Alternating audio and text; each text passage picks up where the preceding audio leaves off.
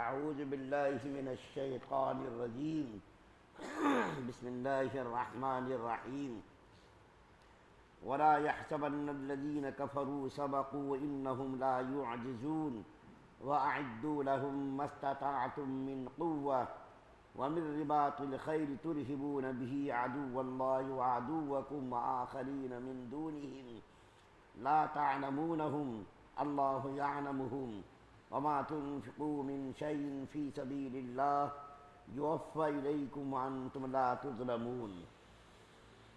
اور کافر لوگ ہرگز یہ خیال بھی نہ دل میں لائیں کہ وہ بھاگ نکلے ہیں، یہ یقینی بات ہے کہ وہ اللہ کو عاجز نہیں کر سکتے۔ اور مسلمانوں، جس قدر طاقت اور گھوڑوں کی یعنی چھاونیاں تم سے بن پڑیں، ان سے مقابلے کے لیے تیار کرو، جن کے ذریعے تم اللہ کے دشمن اور اپنے موجودہ دشمن پر بھی ہیبت طاری کر سکو، اور ان کے علاوہ دوسروں پر بھی جنہیں ابھی تم نہیں جانتے مگر اللہ تعالیٰ انہیں جانتا ہے، اور اللہ تعالیٰ کے راستے میں تم جو کچھ خرچ کرو گے وہ تمہیں پورا پورا دے دیا جائے گا، اور تمہارے لیے کوئی کمی نہیں کی جائے گی۔ سورہ انفال کی 59 اور 60 نمبر کی آیت آپ کے سامنے پڑھی گئی ہے۔ کل آپ کے سامنے ذکر کیا گیا تھا کہ اللہ تعالیٰ نے نبی کریم صلی اللہ علیہ وسلم کو اس بات کی تاکید کی کہ تمہارا جس کے ساتھ کوئی کسی معاملے میں معاہدہ ہو، وہ معاہدہ حکومت سے ہو، آدمی سے ہو یا کسی جماعت سے ہو، کسی قسم کا معاہدہ ہو تو معاہدے کے خلاف ورزی مت کرو، بلکہ دشمن سے جب تم کو کوئی خطرہ ہو اور یہ معلوم ہو کہ دشمن کوئی سازش کر رہا ہے تو اس کو پہلے ہی اطلاع دے دو۔ معاہدے کی خلاف ورزی مت کرو، بلکہ ان کو اطلاع دے کر کے ان کو کہہ دو کہ تم آزاد ہو، ہم بھی آزاد ہیں۔ اور خیانت کرنے والوں کو اللہ تعالیٰ بالکل پسند نہیں کرتا۔ اس وقت جو پہلی آیت کریمہ پڑھی گئی ہے، اس آیت کریمہ میں اللہ تعالیٰ فرماتے ہیں کہ کافر لوگ یہ تصور نہ کریں کہ ہم اللہ سے بچ گئے، یعنی اللہ کے عذاب سے بچ گئے۔ یہ آیت کریمہ اثر میں غزوہ بدر کے پس منظر میں نازل ہوئی ہے، جیسا کہ اس پوری صورت میں غزوہ بدر کا ہی ذکر ہے۔ بیچ بیچ میں ضمناً کوئی بات آ گئی ہے، تو غزوہ بدر میں بہت سارے کافر بھاگ نکلے اور بہت سارے کافر لڑائی میں شریک ہی نہیں ہوئے۔ تو اللہ تعالیٰ فرما رہے ہیں جو لوگ بھاگ نکلے یا جو لوگ شریک نہیں ہوئے وہ یہ نہ سمجھیں کہ عذاب الہی سے وہ بچ جائیں گے، بلکہ جو لوگ بھاگ گئے وہ بھی پکڑ میں آئیں گے، اور جو لوگ جنگ میں شریک نہیں ہوئے اللہ تعالیٰ کے عذاب کے اندر وہ بھی مبتلا ہوں گے اور اللہ تعالیٰ کو عاجز نہیں کر سکیں گے۔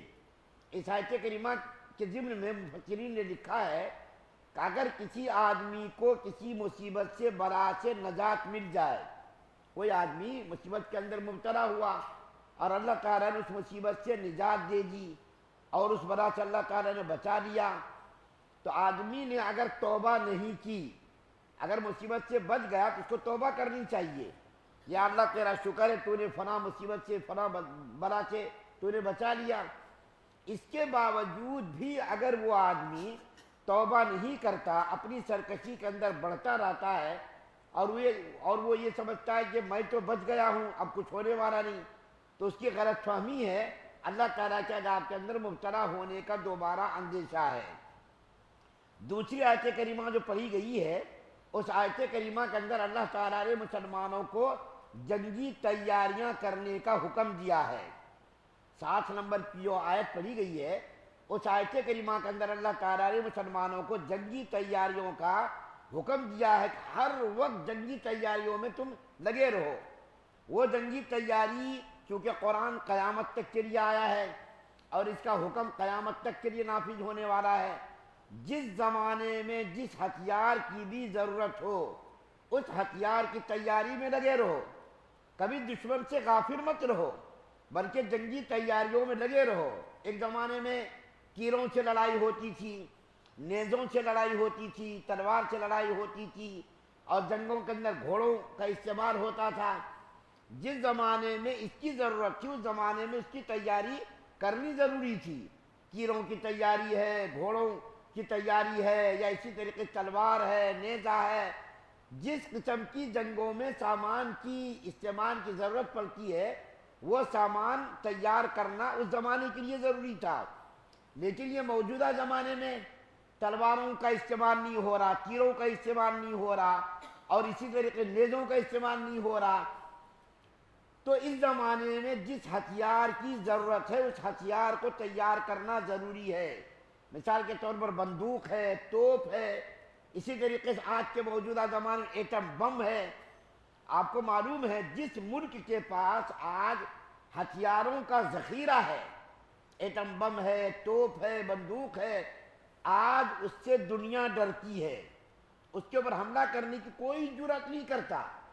لیکن جس کے پاس ایٹم بم نہیں ہے یا ہتھیار کی قلت ہے، ان ملکوں کو یہ بڑے بڑے ممالک، طاقتور ممالک بالکل نوالے تر بنا کر کے اس کو نگلنے کی کوشش کرتے رہتے، اس کو ڈراتے رہتے، اس کو دھمکاتے رہتے۔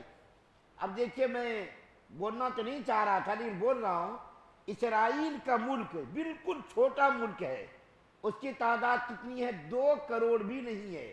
پوری دنیا میں اسرائیل کی تعداد، یہودیوں کی تعداد 2 کروڑ بھی نہیں ہے، اور وہ چھوٹا سا ملک 52 ملکوں کے بیچ میں گھرا ہوا ہے، 52 ملکوں کے بیچ میں گھرا ہوا ہے۔ لیکن اتنا چھوٹا ملک ہونے کے باوجود اس کے پاس اتنا ہتھیار ہے، ہتھیاروں کی اتنی کثرت ہے کہ پورے عرب ممالک کو انگلیوں پر نچا رہا ہے، اپنی مرضی کے مطابق اس کو استعمال کر رہا ہے۔ یہاں تک کہ علامہ خمینی نے ایک مرتبہ کہا تھا کہ اگر پورے اسلامی ممالک مل کر ایک ایک بالٹی پانی ڈالیں تو اسرائیل بہہ جائے گا، یہ چھوٹا سا ملک بہہ جائے گا۔ لیکن آج دیکھیں اسلامی ممالک کی صورتحال اور اسرائیل کی صورتحال، بالکل پورے اسلامی ممالک کی ایسی حیثیت ہے جیسا کہ کتے کے سامنے بلی کی حیثیت۔ بلی کی حیثیت کیا ہے؟ کتے کے سامنے کچھ بھی نہیں ہے۔ اسی طریقے سے اسلامی ممالک کی حیثیت اسرائیل کے سامنے بالکل ایک نوانے کی حیثیت ہے۔ 52 اسلامی ممالک، اور ڈراتا رہتا ہے، دھمکاتا رہتا ہے۔ کیوں؟ اس کے پاس ایٹم بم ہے۔ اتنا چھوٹا ملک 300 ایٹم بم ہے۔ کسی بھی اسلامی ملک کے پاس ایٹم بم تو رہنے دیجئے، بندوق بھی تیار کرنے کی فیکٹری نہیں ہے۔ مولانا ابو الحسن ندوی رحمۃ اللہ علیہ نے عرب ملکوں کو للکارا تھا کہ تم اپنے یہاں فیکٹریاں قائم کرو، ہتھیاروں کی، ہتھیار بناؤ۔ لیکن آج اسلامی ملکوں کو بندوق کی ضرورت پڑتی ہے، توپ کی ضرورت پڑتی ہے، گولی کی ضرورت پڑتی ہے، تو کس کی طرف یہ دیکھتے اسلامی ممالک؟ امریکہ کی طرف، اور جو ہے روس کی طرف، جاپان کی طرف، فرانس کی طرف۔ ان ملکوں سے یہ ہتھیار خرید کر لاکھوں اربوں خربوں روپیہ ان کو دیتے، اور ان کی تجوریوں میں ان کی جو رقم جمع ہوتی ہے، اسی رقم سے، اسی پیسے سے اسلام کے خلاف وہ سازش کرتے رہتے، اسلام کو مٹانے کے لیے سازش کرتے رہتے، اسلام کے خلاف وہ سازش کرتے رہتے۔ کسی بھی اسلامی ملک کے پاس کوئی فیکٹری نہیں ہے ہتھیار تیار کرنے کی۔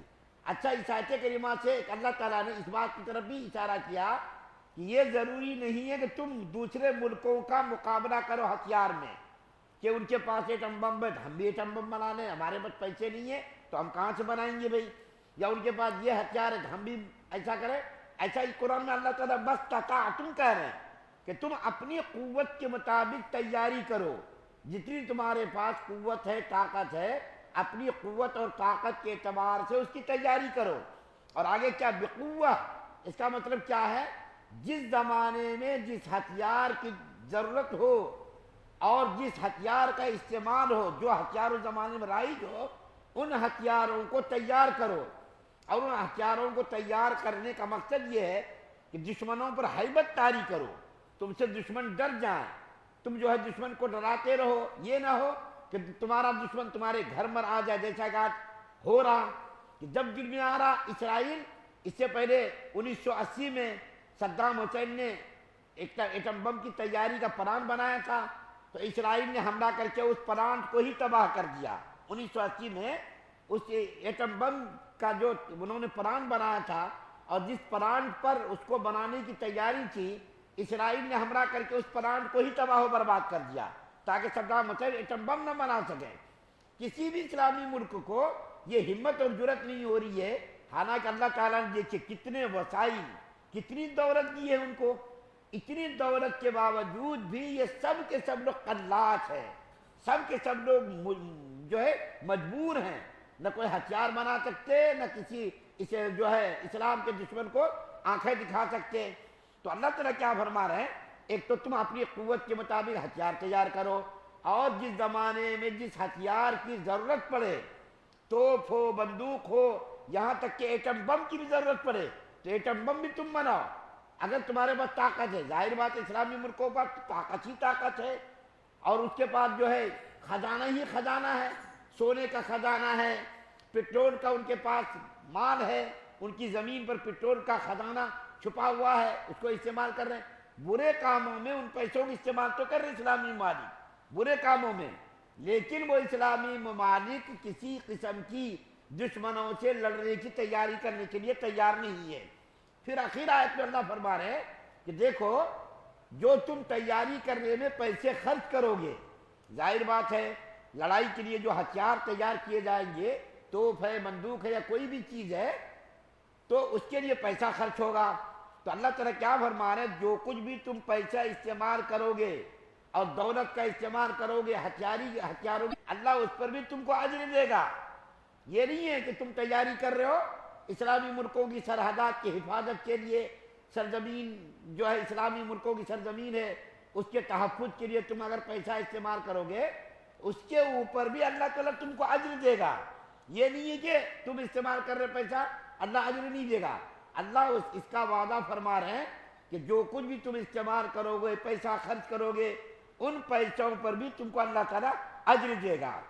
تو ان آیات کریمہ کے اندر اللہ تعالیٰ نے دو مضمون کو بیان کیا، ایک تو یہ کہ کافر لوگ خوش فہمی میں مبتلا نہ رہیں کہ ہم تو بچ گئے، نکل گئے، اب اللہ تعالیٰ کا عذاب نہیں ہے، ایسا نہ سمجھے، وہ اللہ تعالیٰ کو عاجز نہیں کر سکتے۔ اور دوسری آیت کریمہ میں جو 60 نمبر کی پڑھی گئی، اس کے اندر مسلمانوں کو تاکید کی گئی، ہر وقت تم اسلامی سرحدات کے تحفظ کے لیے، اسلامی ملک کی حفاظت کے لیے ہر وقت تم تیاری کی حالت میں رہو، کسی وقت تم غافل مت ہو، اور دشمنوں پر ہیبت طاری کرنے کے لیے ہتھیاروں کی تیاری کرتے رہو، اس سے تم غافل مت ہو۔ اللہ سے دعا اللہ ہم سب کو سننے زیادہ عمل کی توفیق عطا فرمائے۔ سبحان اللہ و بحمدہ، سبحانک اللہم و بحمدک۔